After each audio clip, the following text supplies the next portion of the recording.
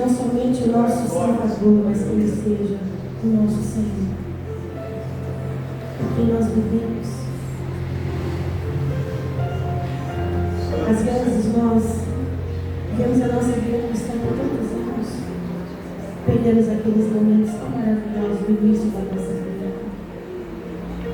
Talvez você já não lê tanto a Bíblia como você lia antes. Talvez você já não acorda daquelas madrugadas como era antes.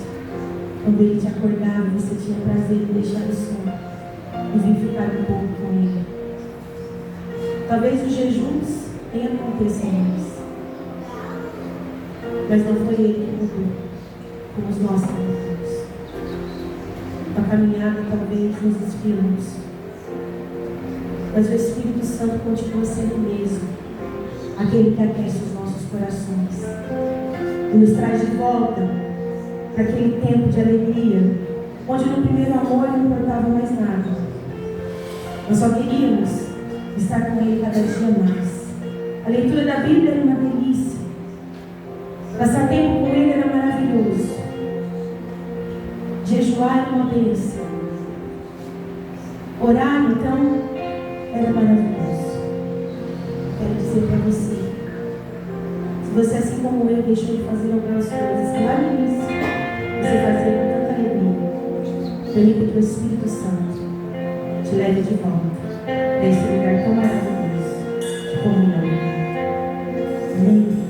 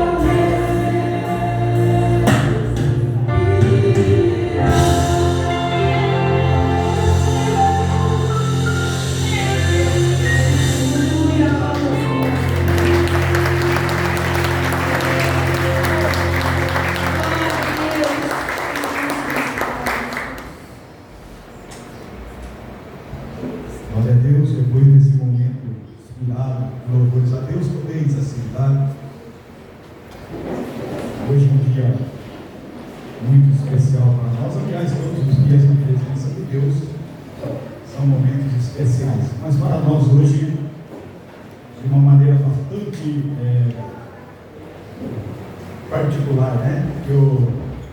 Nós vamos, antes das crianças se retirarem, né? As crianças agora, no momento que elas vão presenciar, né, um ato que nós entendemos pela palavra de Deus, foi instituído pelo próprio Deus, porque nós somos cristãos de raízes judaico-cristãs. E a palavra de Deus, a Bíblia, né, ela é a nossa regra de fé e prática. E nós vamos hoje fazer a apresentação ao Senhor, a consagração ao Senhor de uma criança. E uma coisa, algo que emocionou muito o meu coração, né, foi quando o pai disse: pastor, eu gostaria que a minha filha fosse apresentada na mesma igreja que eu fui. Eu fiquei muito honrado pela atitude do Alexandre, que é o pai, e hoje ele veio junto com a sua esposa, né, a Jaqueline, a outra filha, a Laura, apresentar a Isadora ao Senhor.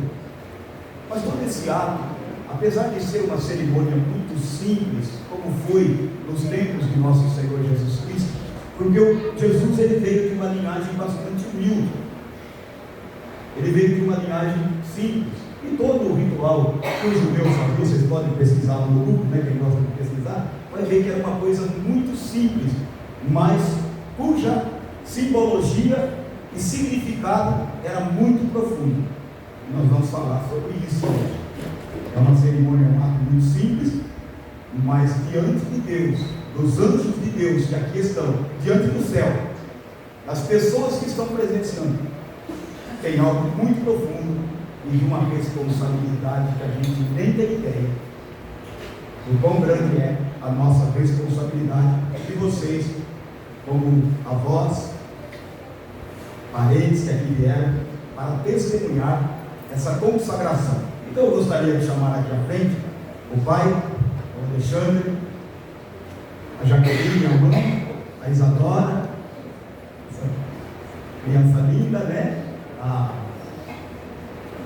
E a Laura, também essa outra menina linda, olha só que filhos lindos, né? Que coisa maravilhosa, olha só que família. E também a avó materna, a Irene, a avó paterna, né? A Ivone. Isso, glória a Deus. E também a tia Conceição, o tio Nelson, a madrinha Zuleide e o padrinho Sebastião. Vem aqui à frente, né? Pode se colocar aqui no altar. Isso.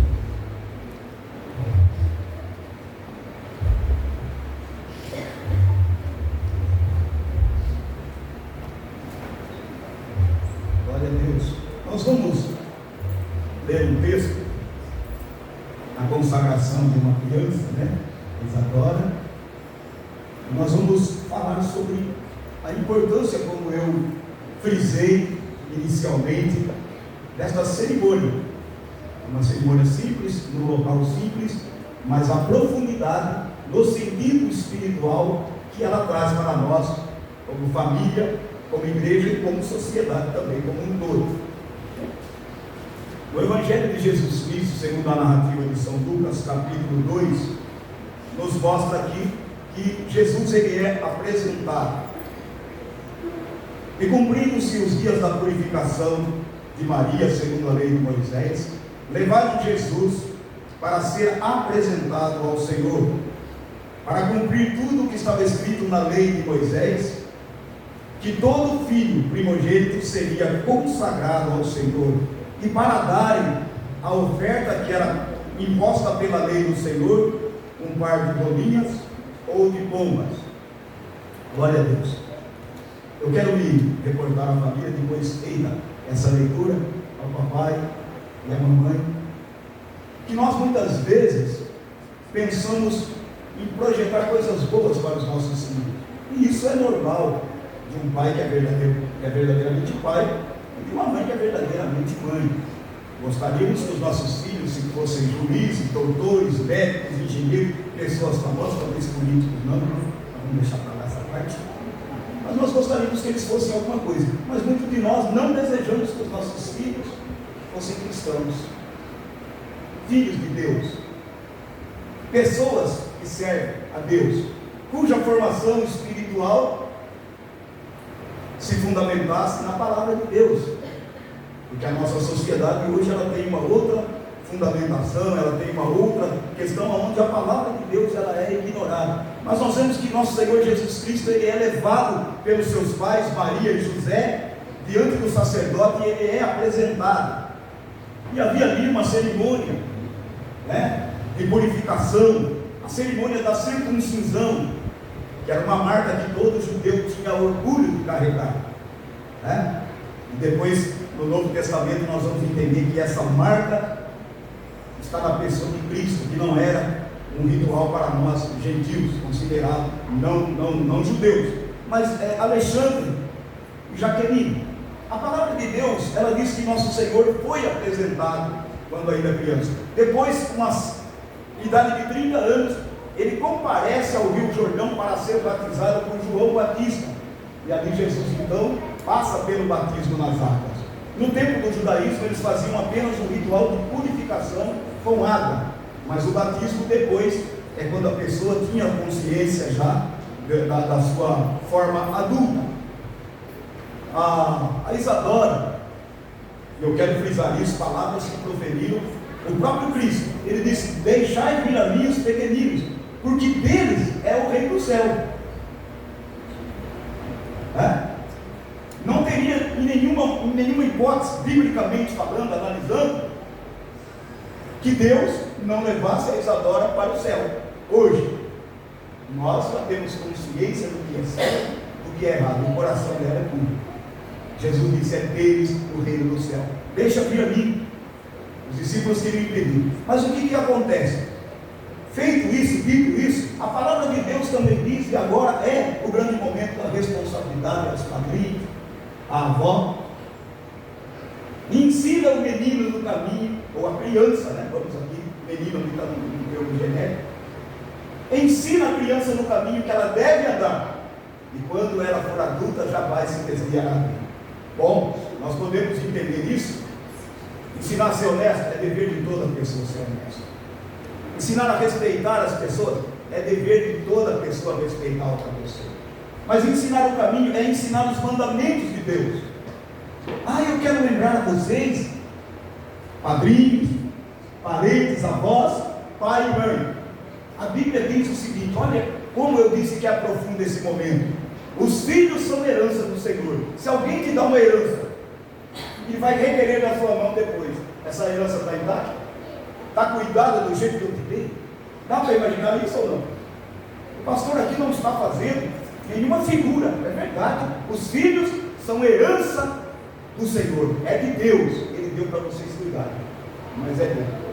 Como que vocês vão colocar a Isadora e a Laura diante de Deus? Elas são uma herança de Deus. Para Deus tem um valor inestimável. Então é responsabilidade de vocês guiá-los, guiar essa criança no caminho do Senhor. E para isso vocês vão se comprometer em solene juramento, ensinar a ela os santos mandamentos do Senhor. Quero me dirigir a você, Alexandre, como pai. Você está disposto a se levantar em oração pela sua filha, para que Deus aguarde? Você está disposto a ensinar a ela a palavra de Deus? É uma outra recomendação que o Senhor deu a Israel, o Israel antigo. Coloque o seu filho na coxa, quando estiver na porta da sua casa sentado. Fale da minha lei, dos meus mandamentos, andando com ele pelo caminho. É dever do pai. Tem pai que transfere para a mãe, né? Para com a sua mãe, não. É dever do pai. O pai foi constituído sacerdote. Coloque a Laura na sua coxa e fale para ela da palavra de Deus. É dever seu, Alexandre, se levantar em oração pela sua família todos os dias que você vive. Você promete, Alexandre, diante de Deus, das testemunhas todas aqui reunidas, que você guiará a vida da Isadora nos caminhos de Deus, ensinando a ela a palavra de Deus e a obedecer os mandamentos do Senhor? Sim. O céu registra isso. Porque o dia que você comparecer perante Deus, esse dia será lembrado. Aliás, a nossa secretária já vai estar preparando esse certificado de apresentação, nós vamos enviar para vocês depois. Você põe numa moldura e diz: alivia, mas é para você também lembrar. Nesse dia eu fiz um juramento no altar de Deus. Nesse dia você não vai esquecer mais. Quero me dirigir a Jaqueline como mãe. Jaqueline, você como mãe, promete diante de Deus se levantar em oração, intercessão pela sua filha e guiá-la nos mandamentos do Senhor todos os dias da sua vida? Sim. Amém? Sim, com convicção. Agora os avós, as avós, os tios e os padrinhos que vieram falar: a gente está acordando.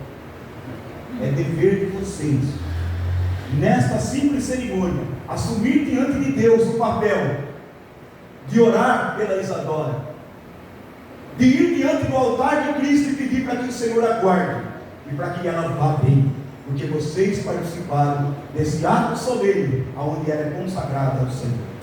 E eu quero, antes de orar, ministrando essa consagração na vida dela ao Senhor. E a consagração quer dizer, sabe o quê? Eu estou lutando para Deus. Consagrado é separado, é santificado para Deus. Nós aqui no Brasil, no termo religioso, a gente diz: não toca aqui, isso é sagrado. É sagrado, é de Deus, não pode ser tocado. Amém? Nós vamos orar. Eu peço à igreja, à congregação, que se coloque em pé e estendamos as mãos para orarmos pela vida da Isadora, consagrando ela ao Senhor nesta noite. Estenda as suas mãos. Eu peço aos papais que coloquem as suas mãos. Querido e bondoso Deus, nós oramos pela vida da Isadora, Pai. Ela agora está sendo consagrada ao Senhor. Desde o ventre ela já é tua. O Senhor a escolheu. O Senhor deu a ela uma família para cuidar. O Senhor deu a ela amigos que a cercam, e eles, ó Deus, têm a responsabilidade de conduzi-la nos caminhos do Senhor.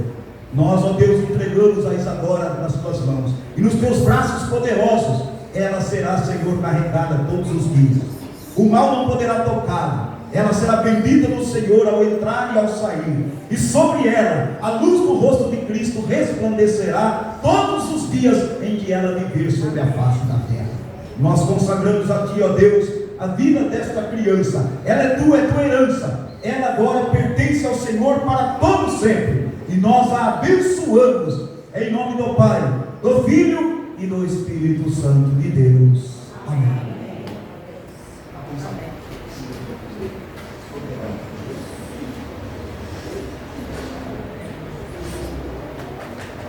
Parabéns.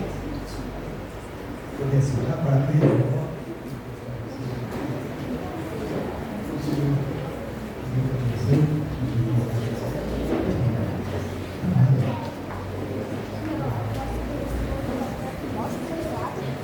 Glória a Deus. É bom louvar ao Senhor, amém? Sem mais delongas, nós vamos orar pelas crianças. Vem à frente as crianças. Depois nós vamos ministrar a palavra de Deus, aquilo que Deus tem para os nossos corações. Alexandre, eu quero dizer que foi uma honra. Bom, depois a secretaria estará providenciando certificado, a gente vai mandar lá para vocês. Esse dia vai ficar na memória. E quando ela for adulta, sua filha, você foi apresentada ao Senhor. Você é alguém consagrado ao Senhor, né? E o inimigo não poderá tocar, nem o mal poderá tocar na vida dela. Oremos pelas nossas crianças. Glória a Deus.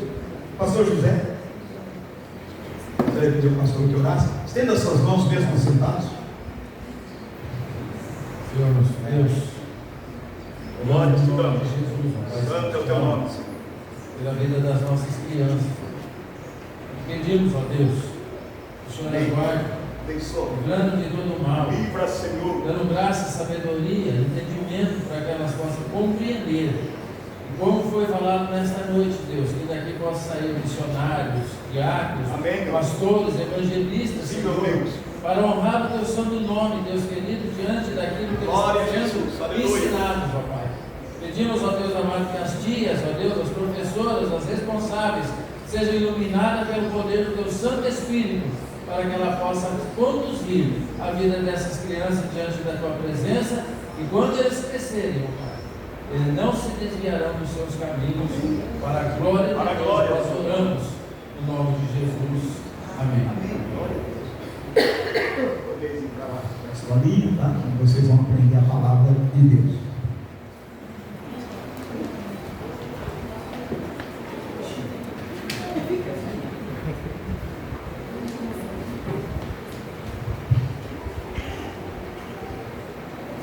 Abra sua Bíblia no Evangelho de Jesus Cristo segundo a narrativa de São Lucas, capítulo 9. Nós vamos ler do verso 22 até o 27. Vou tentar ler aqui, porque eu estou sem óculos, está difícil.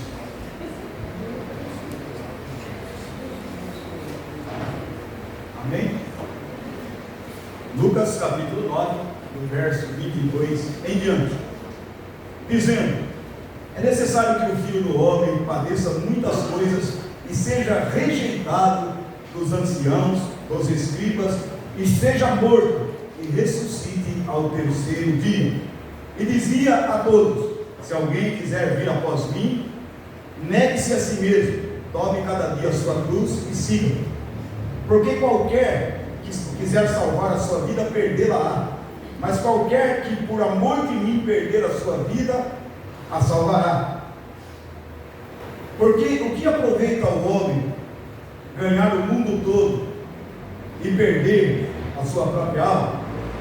Porque qualquer que de mim e das minhas palavras se envergonhar, dele se envergonhará o Filho do Homem, quando vier na sua glória e na do Pai e dos santos anjos. Em verdade vos digo que dos que aqui estão,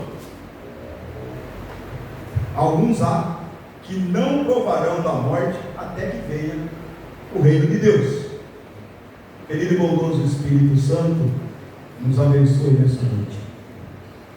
Nós possamos guardar no coração a palavra do Senhor.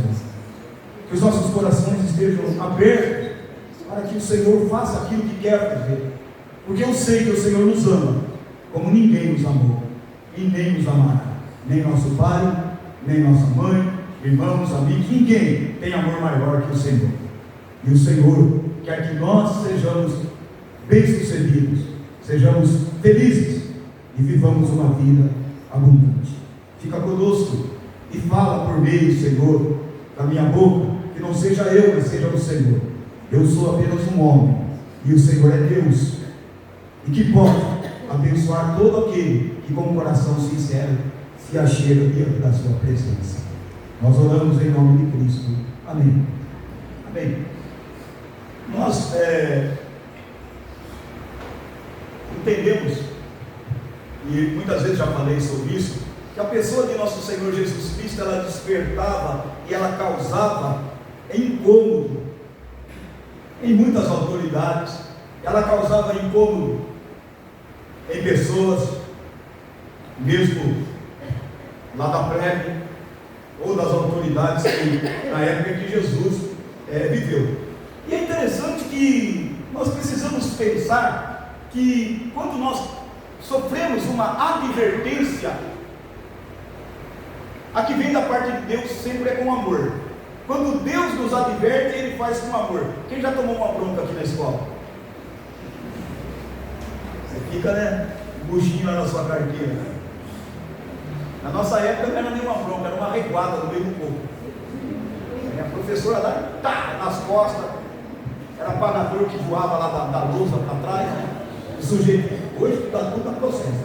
E ninguém morreu, todo mundo está bem ainda até hoje, né? Eu participei dessa época. Mas enfim, mas quando Deus nos repreende, quando Deus nos exorta, ou até mesmo quando Deus nos bate, pastor, você está exagerando, né? A Bíblia diz que Deus, Ele açoita todo aquele que Ele toma como filho. É claro que não é um sentido literal, mas deixa você às vezes passar uns perrengues, passar uns problemas, que você poderia muito bem ter evitado. É interessante que na época de Jesus, as pessoas tinham motivos para querer conhecê-lo. Qual é a nossa motivação de estar aqui nessa noite? É de ouvir da parte de Deus uma palavra que nos direcione, é ouvir da parte de Deus uma palavra que nos console, Uma palavra que às vezes vai na contramão daquilo que nós gostaríamos de ouvir, mas é Deus falando, é a palavra de Deus. E quando nós vemos aqui o capítulo 9 todo, você vai ver que algumas coisas aconteceram antes de Jesus falar com os seus discípulos e falar com as pessoas que estavam ali ouvindo.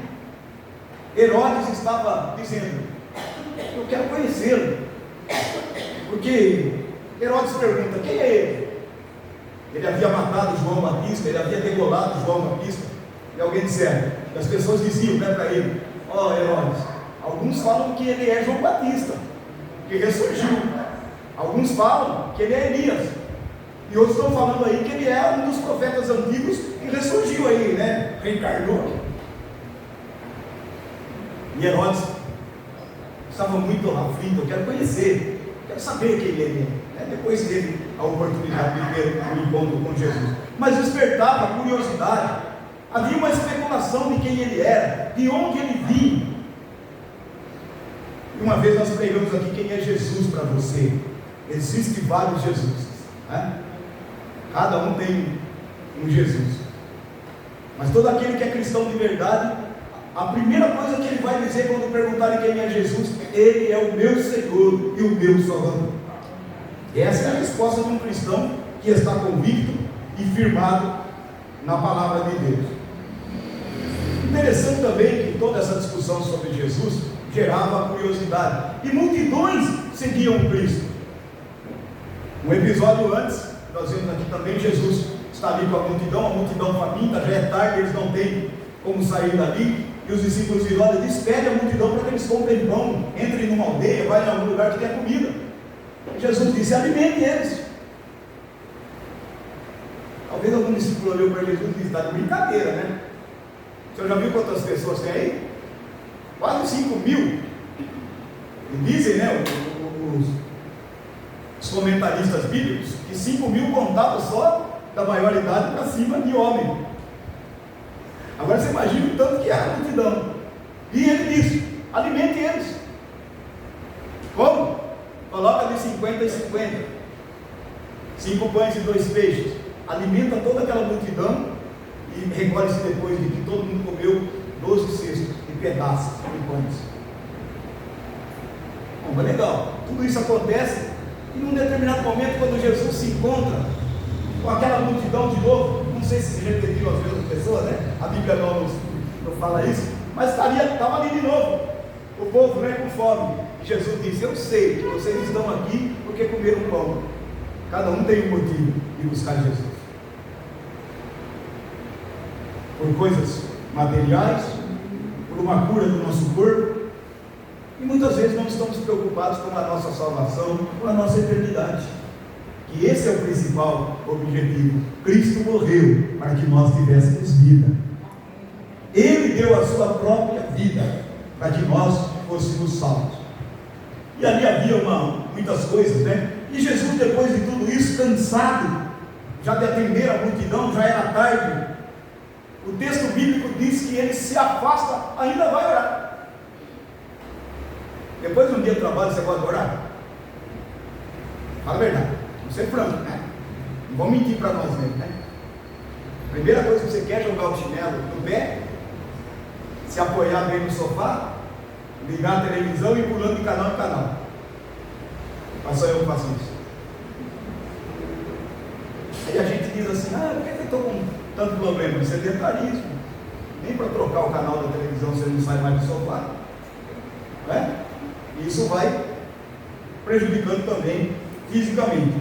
Mas interessante que Jesus vai orar, chama os discípulos e diz: olha, vamos orar comigo. Aqueles discípulos que sempre estavam acompanhando ele ali, Pedro, João, vai ali orar com ele. E Jesus então diz: olha, eu tenho uma coisa para falar para vocês. É necessário que o Filho do Homem seja entregue e que ele padeça na mão das autoridades, dos escribas, dos fariseus, dos anciãos do povo, e ao terceiro dia, depois de crucificado e morto, eu vou ressuscitar. Eles não entenderam nada, porque eles também estavam exaustos. Eles viram aquele milagre, eles viram tanta coisa acontecer, mas ainda não tinham se dado conta. Mas Jesus então aí começa a dar a eles uma advertência que isso vai se aplicar a nós nessa noite. Jesus disse: é necessário que aquele que quiser me seguir tem que negar-se a si mesmo, tomar a cada dia a sua cruz, e depois pode me seguir. E aí nós, como brasileiros que somos, inventamos muita coisa em relação a esse texto. Que alguém chega e diz: a minha cruz é minha mulher. Não, a sua cruz não é a sua. Alguém diz: eu tenho uma cruz na minha vida, que é o meu marido. Também não. Eu tenho uma cruz lá em casa, que é meu filho. Também não. E quando você vê alguém sofrendo, você diz: aquele carrega uma cruz. Não é nada disso. A interpretação aqui do texto ela é muito interessante. A tomada da cruz, algumas pessoas associam como sofrimento, mas nós vamos entender que nesse contexto seria se submeter à vontade de alguém, porque o castigo que os romanos impunham era expor a pessoa lá na cruz, onde você estava totalmente impossibilitado de qualquer reação. Quer que eu lembre você, como um bom batista ou estudioso da Bíblia? O apóstolo São Paulo, ele diz: eu estou crucificado com Cristo. Literalmente ele estava crucificado com Cristo? Não, ele não estava pregado numa cruz. O que ele queria dizer é que agora eu renunciei todas as minhas vontades, e a vida que agora vivo, eu vivo na fé do Filho de Deus, e não sou eu mais quem vivo, mas é Cristo que vive em mim. E é assim que você tem que interpretar a Bíblia, querido irmão, querida irmã. A renúncia é dizer: Deus, mano, agora vamos lá. Eu gosto dessas coisas, como eu gosto. Porque eu vivo isso, talvez você vive também. Quando Deus te fala não, você fala assim. Deus fala não, você fala sim. Você está submisso à vontade? Aí você vai lá na maior hipocrisia: seja feita a sua vontade, assim na terra como no céu. E deita para dormir. Mas você já disse para Deus que não faria. Quando Deus não está concordando, a renúncia é dizer: eu renuncio tudo aquilo que me leva para longe do meu Deus, né? No nosso dia a dia, nós temos que crucificar o nosso velho homem. É uma advertência de amor que o Senhor nos dá. Renuncie a si mesmo, esvazie-se daquilo que você formou como conceito, como preconceito, como ideias que estão fora da palavra de Deus, que ferem os mandamentos do Senhor. Nós estamos vendo tanta coisa acontecendo, irmãos. Eu estou preocupado. Um jornalista aí na internet amaldiçoando a Bíblia, amaldiçoando a igreja, se declarando agora inimigo da igreja, inimigo de Deus. Eu disse: meu Pai amado, tem que orar pela vida dele, porque ele está entrando num caminho perigoso. Eu estou crucificado com Cristo. Não sou eu mais quem vive, agora é Cristo que vive em mim. E o que nos leva a isso quando nós aceitamos essa advertência de amor da parte do Senhor? Vai depender de mim, vai depender de você aceitar que Deus faça isso. Existem alguns cristãos aí que estão enganados, alguns cristãos que estão confusos. Eu falava isso hoje na classe de discipulado, das pessoas que estão se preparando para o batismo. Deus, Ele pode mudar a minha vontade? Pensa aí, você que está sentado no seu banco, Deus pode mudar a minha vontade? Quem faz a escolha? Sou eu. Deus, Ele não vai descer lá do céu e vai falar: Luiz, você tem que viver comigo na marca. Não, Deus não vai. Quem quiser, é condicional. Se você quiser, tem que haver um querer de renunciar a si mesmo e depois seguir. Eu fico meio preocupado, porque tem muita gente achando que toda a culpa é de Deus. Eu sou assim porque Deus me fez assim. Para com isso, né? Eu sou ruim assim porque meu pai era ruim. Eu sou ruim assim porque minha mãe era ruim. Eu também sou ruim. Não. Você tem que se permitir que Deus viva em você. E aí o que acontece, meus irmãos e irmãs? O crescimento espiritual daquela pessoa vai ser grande, porque agora ele é guiado por Cristo. São Paulo apóstolo, como é chamado, ele só teve a força para ir até o martírio, porque ele não estava mais preocupado. Ele disse: olha, eu desejei muito já ir embora, Mas por amor de vocês, ele falava com a igreja, é necessário ficar mais um pouco. Mas uma coisa eu estou certo, que nada pode me separar do amor de Deus. Ele era um homem convicto, e quando chega a hora da sua partida, que ele fala com o seu discípulo Timóteo, ele diz: eu já estou pronto, Timóteo, para ser oferecido como libação, a minha vida vai ser oferecida, mas uma coisa eu fiz, combati o bom combate. Que mais ele fez? Acabei a minha carreira e guardei a fé. Eita coisa. Mas nós estamos aqui num mundo perigoso, do qual nós não queremos abrir mão, nós não queremos renunciar. E quando você renuncia, quando você nega a si mesmo, você cresce espiritualmente, o seu entendimento passa a se abrir. É uma coisa que vai ocorrer com qualquer pessoa que vai ter um despertamento espiritual, o que nós classificamos como vida cristã genuína. Eu, como pastor, tenho pregado: o céu não terá religiosos, o céu terá cristãos lavados e remidos pelo sangue do Cordeiro. Ah, mas eu professo tal religião, não te garanto nada. Ah, mas eu sou lá da igreja. Nada. Quem salva é Jesus Cristo. A religião nunca salvou e nunca vai salvar ninguém. Aliás, historicamente, se você estudar, a religião só fez mal ao mundo. Mas quando Cristo é pregado, a libertação, quando Cristo é vivido, e quando Cristo vive no ser humano, tudo se transforma, porque Jesus é a luz que veio ao mundo. Eu gostaria de ministrar esse louvor, mesmo sentado, e que você meditasse na letra desse louvor, mas é algo que você tem que decidir a fazer nessa noite, e sair por aquela porta dizendo: hoje eu estou negando a mim mesmo, para viver uma vida para Deus.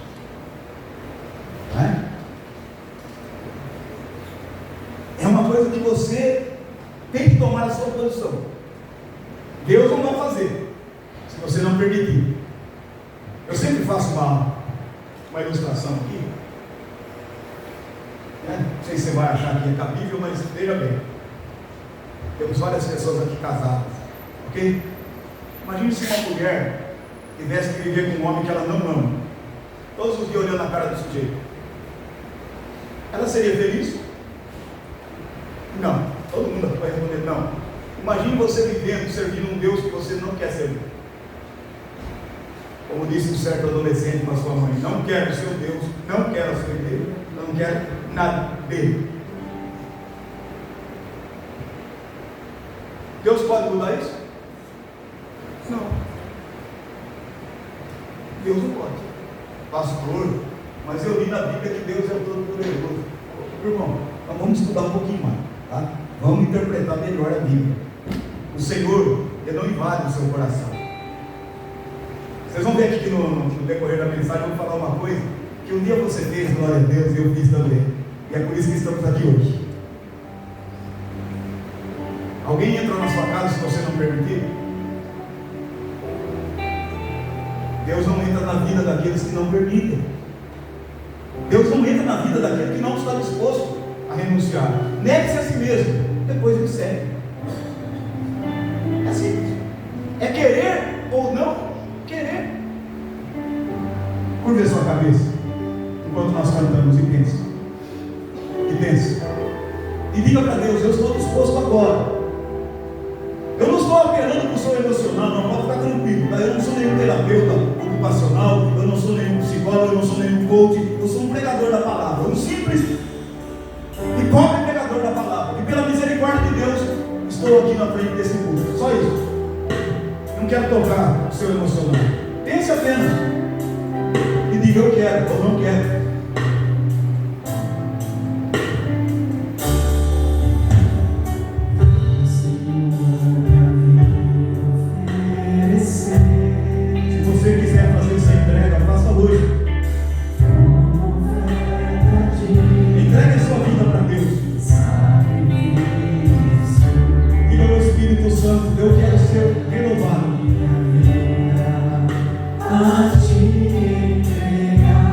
É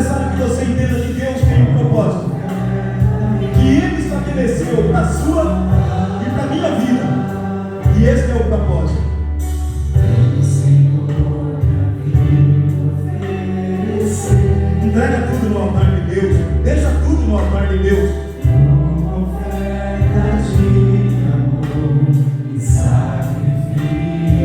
O Espírito Santo está nesse lugar. E Ele quer usar você. Ele quer guiar você. O Espírito Santo de Deus quer cuidar de você. É só você dizer: eu estou aqui, Senhor. Eu abro mão de mim mesmo para que o Senhor venha. Esse é o propósito.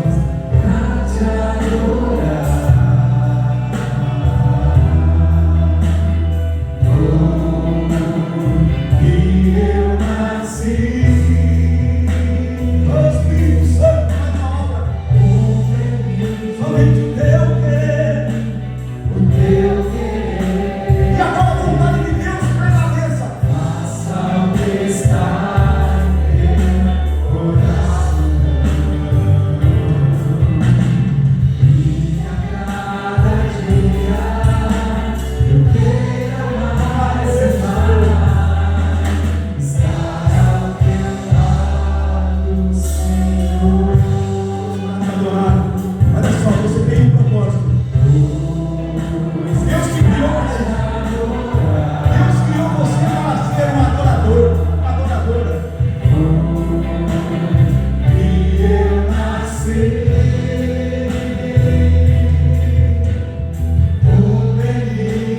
Você está disposto?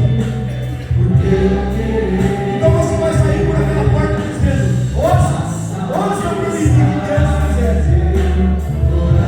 E Ele vai te abençoar poderosamente. Cada dia eu quero mais e mais estar ao teu lado, Senhor. Glória a Deus. Amém. Glória a Deus. Obrigado. Você pode dizer para Deus todo dia, todos os dias da minha vida: eu quero estar com você.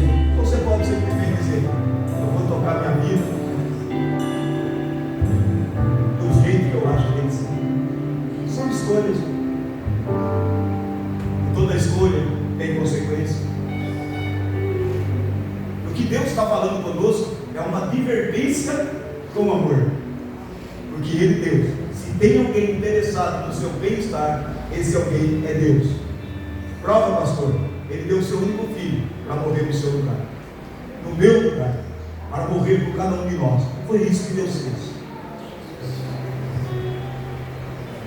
Nós podemos nos apropriar dessa salvação se nós entendemos o que Jesus falou. Jesus, ele disse: quem tentar ganhar a sua vida ou salvá-la, vai perdê-la. Mas todo aquele que estiver disposto a perder a sua vida por mim, esse vai salvá-la. Por mim, por Cristo, ele diz. E nós entendemos que no decorrer da história do cristianismo, muito sangue foi derramado, muitos homens e mulheres foram martirizados por não negarem o nome de nosso Senhor Jesus Cristo. E hoje, nos dias atuais, em alguns países, muitos morrem, são torturados. Tem gente hoje aprisionado porque não negam o nome do seu Salvador. Qualquer que se envergonhar de mim diante dos homens, eu me envergonharei dessa pessoa diante do meu Pai, disse nosso Senhor, advertindo os seus discípulos. E eu estava lá na casa da irmã Conceição, nós fomos para ministrar a ceia, e nos lembrávamos das palavras do Senhor. Se você for uma pessoa que talvez tenha medo, né? Jesus, ele chama os seus discípulos. Olha que interessante, que eu acabei de me recordar agora. Ele chama os seus discípulos e olha para eles, ele diz: Simão Pedro. Ele tira Pedro em particular. Ele diz: Satanás pediu para se andar com você, mas eu orei por você. Ele ora por Pedro, porque havia da parte do mal uma reivindicação para atacar a vida de Pedro. Jesus disse: mas eu orei por você. Agora Pedro não é privilegiado. Pedro não é privilegiado. Deixa eu te contar uma coisa aqui para que você dê glória a Deus. A palavra de Deus diz que Jesus ressuscitou, ao terceiro dia ele ressuscitou, subiu ao céu, está sentado à direita de Deus Pai e intercede por nós.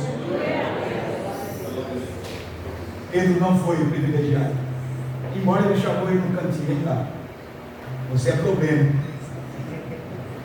né? Você é um problema, mas é desses que Deus gosta, né?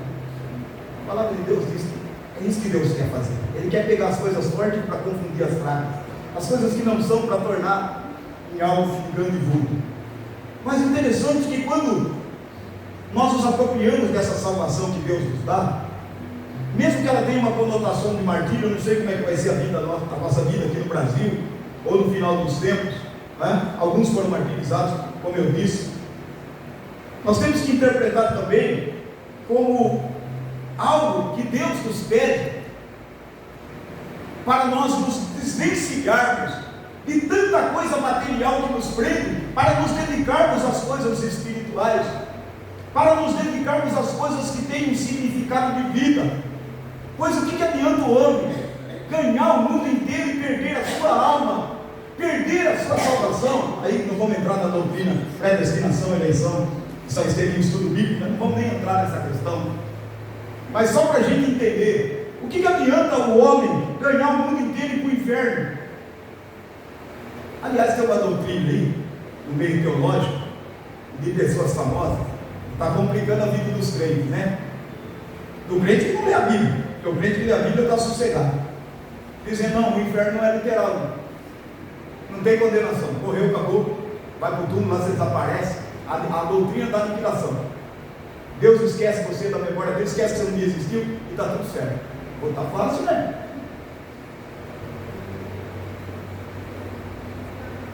Mas a palavra de Deus, o próprio Cristo, Ele disse, quem crer e for batizado, será salvo, porém quem não crer, será condenado. Então há uma condenação. Como é que eu posso dizer que não há? A palavra de Deus diz, o lago de enxofre e fogo que está reservado para o diabo e os seus anjos. O homem só vai para lá porque quer, porque não foi criado para o homem, foi criado para o inimigo e seus anjos. Mas olha que interessante, quando eu me aproprio dessa salvação, eu tomo posse dessa salvação que ela é me dada, eu confesso a Jesus como meu Salvador aonde eu estiver, e por amor ao Senhor, eu estou disposto a abrir mão de tudo aquilo que se me ofereça como vantagem material, dinheiro, posição. Eu estou disposto a renunciar a tudo isso, mas é muito difícil, não é? E nós às vezes somos traídos pela nossa própria consciência, quando nós estamos ocupados demais, envolvidos demais com essa terra, nós esquecemos do céu, né? Eu me lembro de uma senhora, eu sempre gosto de citar isso, que é o meu exemplo que sempre me vem na mente, uma senhorinha que sentava bem aqui na frente da igreja, e o pastor pregando sobre o arrebatamento, e o pastor num dado momento ele se empolga e ele grita, vem Senhor Jesus, e a irmã diz, não pastor, eu não estou preparado ainda. Havia dúvida na cabeça dela, não pastor, né? Poxa, é uma certeza que você tem que ter, eu estou vivendo para Deus. Irmão, deixa eu falar uma coisa aqui que é muito importante, e no meio da igreja, isso é um problema sério. Me aponte alguém perfeito aqui dentro. Vou dar uns segundos para vocês olharem e dizer aqui, lá é. Não achou, né?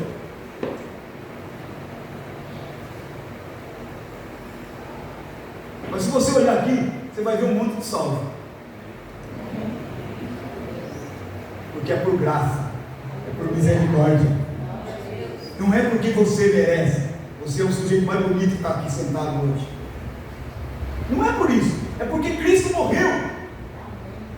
E Ele disse, não se envergonhe de mim, porque eu vou te receber lá na glória do meu Pai, lá no reino do meu Pai. Não se envergonhe de mim, abra mão de tudo que você tem aí nessa terra, porque você não pode segurar, você não pode.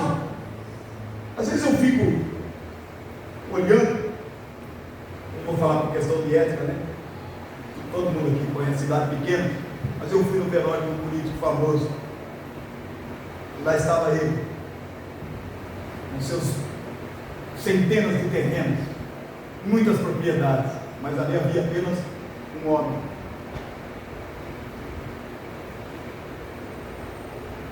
Apenas um homem.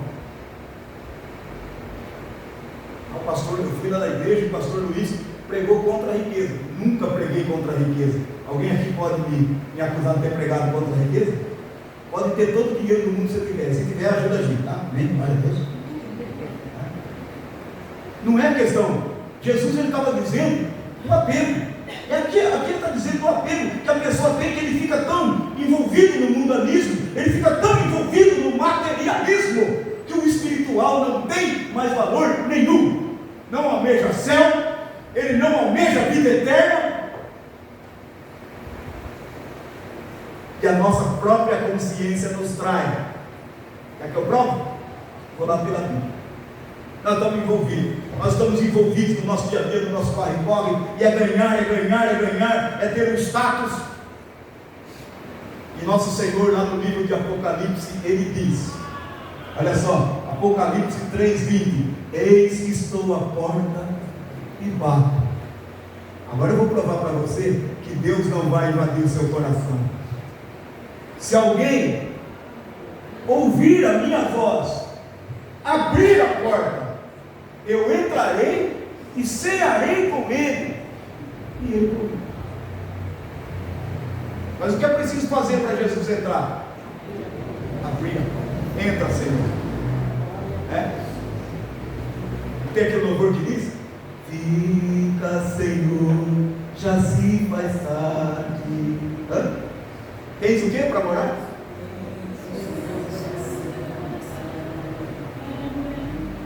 Faz em mim a permanente. Fica, Senhor, meu Salvador.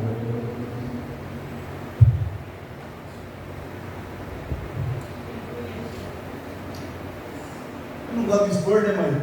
Já expondo? Tem certeza que é o Lucas, Júlio? Porque se não amar e tiver que viver com ele para sempre, imagina o martírio que vai ser. Então, para viver com o Senhor em alegria, eu tenho que amá-lo de todo o meu coração e desprezar todas as outras coisas, né? Eu estava vendo um vídeo, que aquele vídeo me emocionou. Um senhorzinho, bem velhinho, magrinho, já caquete, e a esposa dele na cama, tá? Toda já sem nenhum reflexo, vegetando, e ele brincando com ela, brincando, fazendo brincadeiras para ver se ela ria, e passava a mão nos cabelinhos brancos dela, e ela, né, com aquele ar, já não está mais no mundo, e o amor que ele demonstrava, dizendo: eu estou aqui ainda, eu estou aqui, e o Senhor disse: eu estarei convosco todos os dias, até a consumação dos séculos. Dá para desprezar esse amor e trocar por milhões? Trocar por um nome? Eu lembro dos políticos que passaram pela minha vida. Eu fui visitar um famoso. Eu disse para ele: doutor, o senhor já teve seu nome nos quadros, como prefeito, como vereador. O senhor já teve o seu nome em vários lugares. Inaugura, põe placa. Tem um lugar agora, resta 2 lugares que o seu nome vai estar: na lápide do cemitério e no livro da vida, se o senhor aceitar Jesus como seu salvador. Orei por ele, ele chorou muito, estava muito enfermo, demorou uns meses, daí foi embora. Eis que estou à porta e bato. Para abrir, é de ouvir a voz. E depende se você vai abrir ou não. É uma advertência de amor. Eu estou à porta e bato. Se você abrir, eu entro, Jesus está dizendo. Então, é abrir mão daquilo que nos prende, daquilo que materialmente nos escraviza. E a nossa consciência não pode nos trair. Não deixe a sua consciência te trair, dizendo: Deus está na minha vida quando Ele está do lado de fora da porta. Deus só está na minha vida quando Ele está dentro do meu coração. Uma coisa interessante, para finalizar aqui essa palavra, para você refletir, que Jesus, Ele disse: todo aquele que se envergonhar de mim, eu me envergonharei também, né? Será envergonhado diante do Pai. Ele está dizendo isso. Agora, olha que interessante aqui. Pode haver da parte do ser humano uma rejeição consciente? Pode. E agora eu vou falar uma coisa aqui muito interessante. Tem uma doutrina aí, eu tenho falado dela, chamada universalismo. O que é o universalismo? Todo mundo vai para o céu sem exceção, porque Deus é amor. É uma verdade bíblica? Não é uma verdade bíblica. Quem vai para o céu, pastor? Não sei, só Deus sabe. Você tem que saber da sua própria vida. Então essa doutrina, ela não é bíblica. E o que acontece? Pode haver uma rejeição consciente da parte do ser humano, e quando eu digo isso, eu não estou dizendo fora da igreja, dentro da igreja, eu não estou dizendo isso, eu estou dizendo que o ser humano, ele pode rejeitar Jesus conscientemente, pode ou não pode? Pode. E quando Deus rejeitá-lo, será justo ou não? É só nós pensarmos, porque Deus, ele não pode errar. Amém? Deus, ele não pode errar. Quando falece uma pessoa, muita gente vem nos perguntar: será que ele foi para o céu? Será que ele se salvou? Compete a quem? A Deus. Porque somente Deus conhece o íntimo de cada um de nós. Existe alguma coisa aqui que nós possamos ocultar de Deus? A Bíblia diz ainda que as trevas sejam bênçãos, para Ele é luz. Para Deus tudo, Ele vê tudo, Ele enxerga tudo, Ele sabe o nosso coração. Então veja bem, a rejeição consciente sofrerá uma rejeição justa. Você decidiu não viver com Deus, Deus te deu uma advertência: se você se envergonhar, eu também me envergonharei de você. Uma coisa nós temos a certeza: Deus implantará o seu reino sobre toda a terra, amém? Sobre todo o céu o Senhor reinará. Fará parte desse reino aqueles cujo coração é fiel a Deus e a sua palavra. E agora aqui é o ápice de tudo aquilo que nós ministramos nessa noite. Haverá um tempo de glória. A glória do Filho, a glória do Pai, a glória dos anjos acompanharão os santos. Você pode dizer: isso é utopia, pastor. Está tranquilo, vamos aguardar para a gente ver. Tem aqueles que dizem assim: eu pago para ver. Vai pagar mesmo, não tem como. Vai ter que pagar, porque agora a entrada é de graça. Pela graça, por meio, isso não vem de vós, é uma dádiva de Deus. Agora, rejeitou essa graça, agora paga. E o preço eu não quero nem saber quanto vai ser, porque eu já recebi de graça. Aleluia!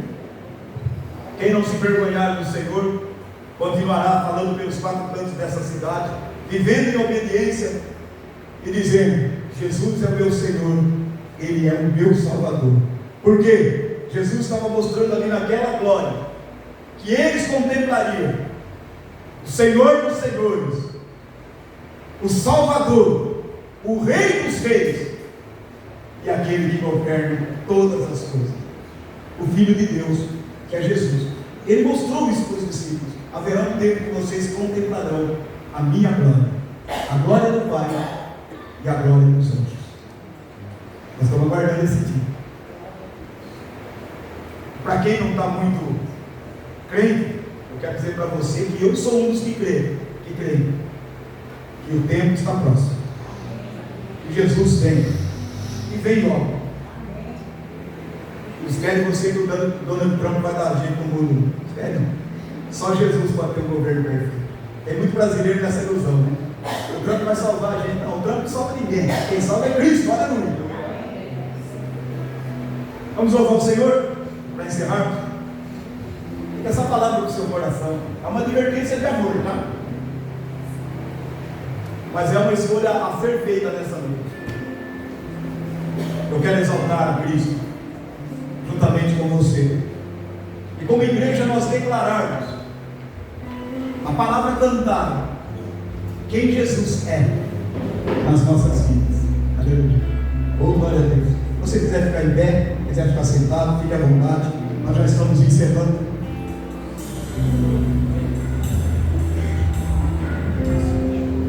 Eu gosto muito desse louvor, porque ele expressa a bondade e a misericórdia de Deus. Oh, glória a Jesus. Bendito seja o nome de Cristo Jesus. O cristão verdadeiro vai declarar